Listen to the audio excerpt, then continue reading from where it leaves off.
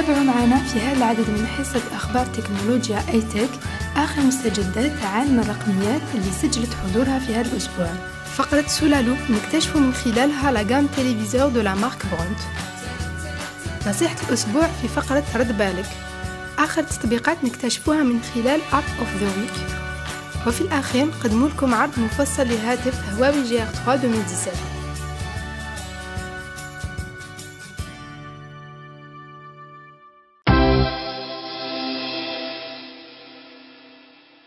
بعد أقل من شهر من إطلاقه في نيويورك، بادر ممثل العلامة الكورية في الجزائر بعرض هاتف سامسونج جالاكسي S8 و S8 بلس العالية الجودة في ندوة صحفية حضرتها الصحافة الجزائرية.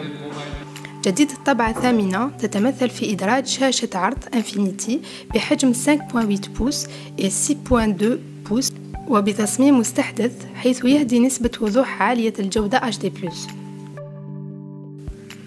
هاتف جالاكسي S8 و S8 بلس متوفر حاليا في الأسواق ابتداء من سعر 102,000 دينار.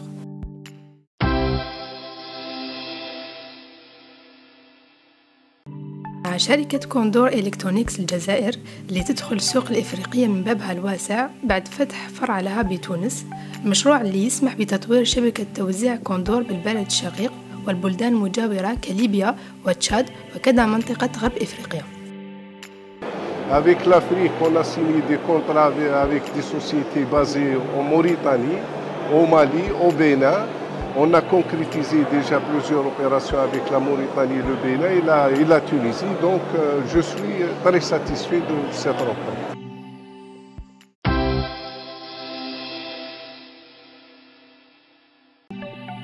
أطلق متعامل هاتف نقال جيزي عروض الإنترنت الجديدة من خلال واجهة رقمية معدلة ومطورة من أجل تحكم أفضل وسلاسة في الاستعمال. قائمة الاختيارات الجديدة تهدي سهولة قصوى في الاستعمال والإبحار بين العروض المختلفة، حيث تمكن زبون جيزي من اختيار باقات الإنترنت، تعبئة الرصيد ومراقبة استهلاكاتهم بصفة حية ومباشرة.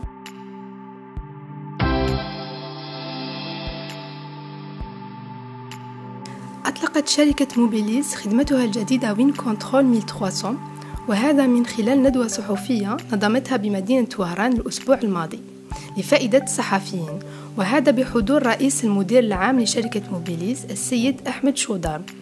تدخل هذه الخدمة في باقة الاشتراكات بوست باي والتي تهدي استعمال لا محدود للإنترنت، تسعيرات خاصة للمكالمات تحتسب ب30 ثانية، بالإضافة لإمكانية الشحن للاستعمال الإضافي خارج الاشتراك. تأتي هذه الخدمة لاستجابة لمتطلبات وتطلعات زبائن موبيليز أصحاب الاشتراكات.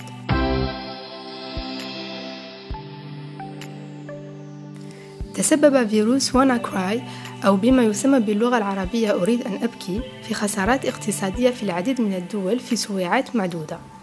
هذا ما يجعل منه الأقوى خلال سنة 2017، بل وشرعت العديد من الدول الأخرى من بينها الجزائر في اتخاذ إجراءات احترازية للوقاية منه.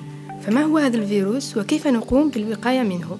هذا ما ستتعرفون عليه في فقرة رد بالك بعد قليل. بعد الفاصل نكتشف آخر موديلات تلفزيونات شركة برونت الجزائر من خلال فقرة سولالو.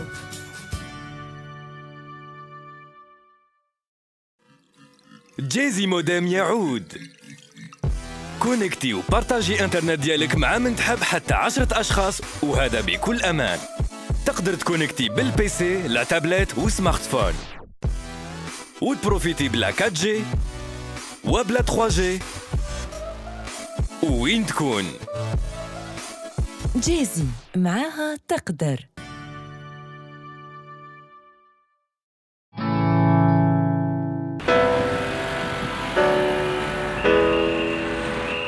Bienvenue, مرحبا بكم عند برونت الجيري. دونك رانا هنايا في لونيفير تيليفيزور دو برونت الجيري. كما راكم تشوفوا عندنا لا غام تيليفيزور كي كومبوزي دو 4 فامي. دونك نبداو بلا فامي لي لاد تي في. دونك لي لاد تي في هما لي تيليفيزور نون كونيكتي اللي نشوفوا بهم جوست لا تيليفزيون. عندنا لا بارتي سمارت تي في، دونك سي لا بارتي كونيكتي اللي تبدا من 32 بوس حتى 55 بوس. لا تروازيام فامي سي لا بارتي ultra slim. Donc l'ultra slim اللي هما فيهم 7 mm d'épaisseur seulement. Et puis bien sûr, donc le bijou de Bront Algérie, c'est le OLED, donc le OLED curved de 55 et 65 pouces. La nouvelle gamme de Brandt Algérie, ça a été lancé en décembre 2016, donc à peu près 4 mois de lancement. بزيادة على هذا دونك كاع لا غام تاع دو تيليفيزور دو برونت اللي برودويت لهنايا لوكالمون في لوزين تاع سطيف. بزيادة على هذا دونك ليتيليزاسيون تاع السمارت تيلي تاعنا elle répond exactement aux besoins تاع الكونسوماتور اللي شنو هما يقدر يوتيليزي اون انترفاس اندرويد اللي نلقاوها في لي تيليفون ولا نلقاوها في لي طابلت تاعنا اكطوالمون. دونك الانترفاس اندرويد سي ان اندرويد 5.1 دونك اللي يسمح للمستهلك تاعنا une flexibilité في l'utilisation, donc une utilisation facile تاع التلفزيون تاعو. La nouvelle gamme Smart تاع Brandt Algérie, elle est dotée de deux utilisations. Donc les deux utilisations développées par Brandt bien sûr. La première c'est que la gamme Smart elle est compatible l'utilisation de la clé 3G, donc Dangle 3G pour tout n'importe quel opérateur. La deuxième utilisation, elle est très importante, c'est une application développée par Brandt, elle s'appelle Brandt Multiscreen. On a un test à l'application Brandt Multiscreen, donc sur le téléviseur Tana et bien sûr on a le téléphone, donc smartphone qui, par exemple, qui nous fait كيفاش ندير. Actuellement, ما عنديش la télécommande, donc je vais utiliser la zapette اللي راهي من اللور. Donc directement, استعمال facile. Directement تعطيني le bouton تاع الاستعمال تاعي. نروح sur Home, donc ندخل l'interface Android تاعنا. Donc sur l'interface Android تاعنا, أنا عندي le smartphone تاعي مع التلفاز تاعي راهم connectés في le même réseau. Donc واش ندير؟ نروح directement sur l'application qui est prédéfinie اللي هي اسمها multiscreen. Alors voilà, donc là ou bien sûr l'application راهي déjà عندي اسمها Brandt Multiscreen. donc نفتح l'application تاعي ثاني في التلفاز et bien sûr ندير connect. il va reconnaître directement le téléviseur Brandt ويتكونيكتا به. تلفزيون برونت يعطي أيضا تطبيق ليكول الخاص بالتلاميذ واللي يمكنهم من مراجعة دروسهم بكل سهولة. دونك الان نديرو تجربه على ليكول. دونك نشوفوا كيفاش نستعملوها لا فاسيليتي تاعها وبيان سور نشوفوا واش راح تعطينا ليكول. دونك ديريكتومون غير نشعلوا التلفاز تاعنا نروحوا لا بارتي هوم. دونك لا بارتي اندرويد تاعنا نلقاو اون بروميير بوزيسيون لا باج تاع Brandt Algérie. ومن بعد ديريكتومون نلقاو ليكول كي بري انستالي. دونك سي با لا نروحوا نتيليشارجي ولا نلقاو ديريكتومون كي اكزيست. دونك اون رونتر ديريكتومون لا بارتي ليكول. Juste غندخلوا نلقاو donc les trois niveaux. واش راح نلقاو la partie primaire, CM, lycée. Il lance directement السنه تاعو اللي راهو فيها ويدخل directement le cours. Le cours هذا واش فيه؟ Donc bien sûr c'est un cours de soutien, donc درس تدعيمي فيه الخلاصه تاع الكور، فيه la partie exercice، ومن بعد فيه directement la partie solution. يمشي يوافق البرنامج الدراسي الجزائري. Une information très importante les clients تاعنا bien sûr باش يلقاو les téléviseurs Brandt يقدروا يتقربوا لنقاط البيع تاع Brandt اللي راهم اون اكسبانسيون في كاع التيريتوار ناسيونال. اكطوالمون انا لاحقين 60 Brandt ستور. دونك Brandt ستور هي نقطه البيع تاع Brandt في ليشال ناسيونال. دونك سون ريبارتي ان بو بارتو في كاع لو تيريتوار ناسيونال. بعد الفاصل ندعوكم لمتابعة آخر التطبيقات من خلال App of the Week. Mobile Algérie, votre portail internet entièrement dédié à l'actualité du mobile, des télécoms et des technologies de l'information et de la communication, à travers plusieurs rubriques telles que les tests vidéo, les tarifs et les fiches techniques. MobileAlgérie.com est présent sur Facebook à travers une fanpage. Mobile Algérie, votre fenêtre sur le monde de l'high-tech.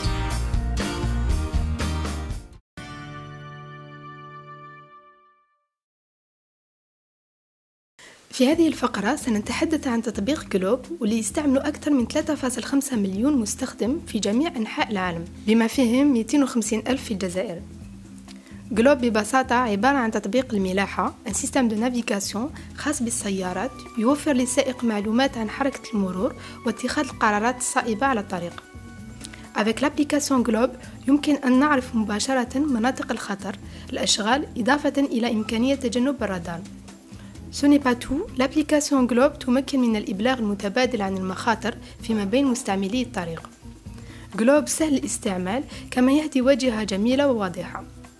Cette application est disponible sur Android et App Store.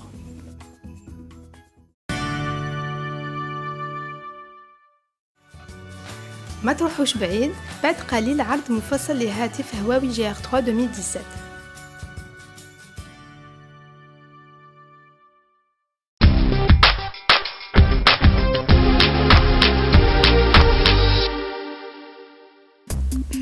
في هذا العدد جبنا لكم النسخة الجديدة 2017 من هاتف هواوي GR3. كما راكم تشوفوا شكل جذاب وتصميم حديث، حيث أن هاتف هواوي GR3 2017 يجمع بين الجمال وسرعة الأداء.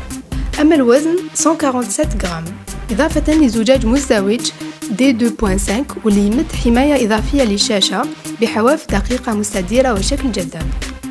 Concernant les dimensions، عندنا الارتفاع 147.2 ملم، العرض 72.94 ملم والعمق 7.6 ملم. الشاشة تأتي بحجم 5.2 Full HD. يمتلك هاتف هواوي GR3 2017 كاميرا أمامية 8 ميجا بكسل واللي تمكنكم من التقاط صور سيلفي عالية الجودة وبتفاصيل غاية في الدقة والوضوح. عندنا من الجانب الأيمن أزرار الصوت و On Off، من الجانب الآخر عندنا مخرج كارت سيم. من الخلف نلقاو كاميرا 13 ميجا بكسل عالية الوضوح وذات تركيز تلقائي خصوصا في الأماكن المظلمة. تكشف هواوي في هذا الموديل عن تكنولوجيتها المستحدثة في بصمة الأصبع، حيث يستجيب المستشعر ويقوم بفك قفل الجهاز في أقل من 0.3 سكوند، أي 40% أسرع من الجيل السابق. معالج كيرين 655 2.1 جيجا هرتز يهدي أداء أسرع ومطور، مزود بنظام تشغيل أندرويد 7 نوغا. فيما يخص الذاكرة العشوائية رام فتقدر ب 3 جيجا بايت وذاكرة تشغيل روم 16 جيجا بايت. Huawei GR3 2017 est proposé avec 4 couleurs doré, argenté, gris et bleu. Il est commercialisé au prix de 30 590 dinars.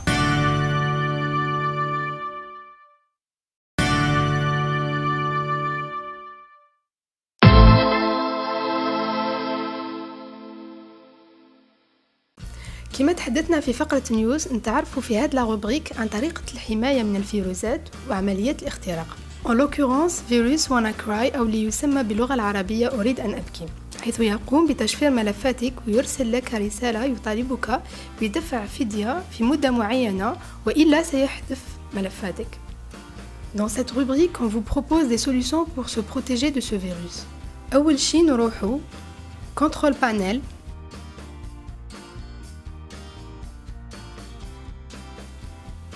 Après نروحوا Programme. Turn Windows features on or off.